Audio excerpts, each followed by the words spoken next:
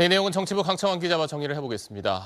아직 대법원 판단이 남아있긴 합니다만 이 대표로서는 큰 고비는 하나 넘었다, 이렇게 봐도 되겠죠? 그렇습니다. 지난해 11월 1심에서 그 피선거권 박탈형, 그러니까 앞으로 대선에 출마할 수 없는 형을 선고받았던 만큼 이 대표 입장에선 선거법 위반 혐의 사건이 가장 큰 사법 리스크였습니다. 여당의 기대대로 2심 판결이 대법원에서 파기환송되더라도 다시 고등법원을 거쳐 대법원에서 확정되기까지는 시간이 꽤 걸리기 때문에 만약 윤석열 대통령 탄핵이 인용돼 조기 대선이 현실화할 경우 이 대표가 출마 자격 자체를 잃을 가능성은 상당히 낮아진 셈입니다. 1심에서 무죄가 선고된 위증교사 사건과 아직 1심이 진행 중인 대장동 사건 재판 등이 남아있긴 하지만 만약 조기 대선이 열린다면 그 전에 최종심이 나올 가능성은 사실상 없어 보입니다.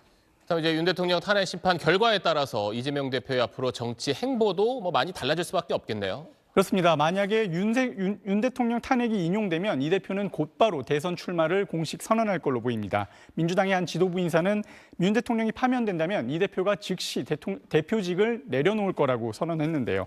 사법 리스크 가운데 하나에서 부담을 덜어낸 만큼 민주당 내부적으로는 이재명 대세론을 깨기가 더 어려워지고 비명계 잠룡들의 입지는 그만큼 좁아질 거란 전망이 지배적입니다.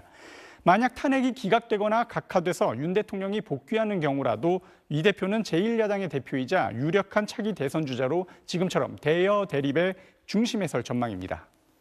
앞서 이제 저희가 엇갈린 반응을 내놓은 정치권 표정도 살펴봤는데 앞으로 좀 여야의 전략도 달라지지 않을까요? 어떻습니까? 그렇습니다. 민주당은 이제 윤 대통령 파면을 이끌어내는데 당력을 더 집중할 걸로 보입니다. 그동안은 2심에서 피선거권 박탈형이 나올 가능성을 배제하지 못해서 이 대표 대법원 선고 시기와 윤 대통령 탄핵 심판 선고 시기를 저울질하는 전략도 엿보였는데 이제 빠른 탄핵보다 확실한 탄핵에 더 무게를 실을 거란 전망입니다. 반면 국민의힘은 조기 대선이 현실화할 경우 내심 이 대표 사법 리스크에 기대를 걸어온 만큼 어느 정도 전략 재검토가 필요해 보입니다.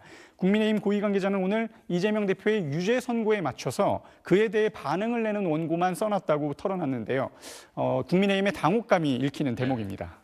알겠습니다. 지금까지 정치부 강창원 기자였습니다.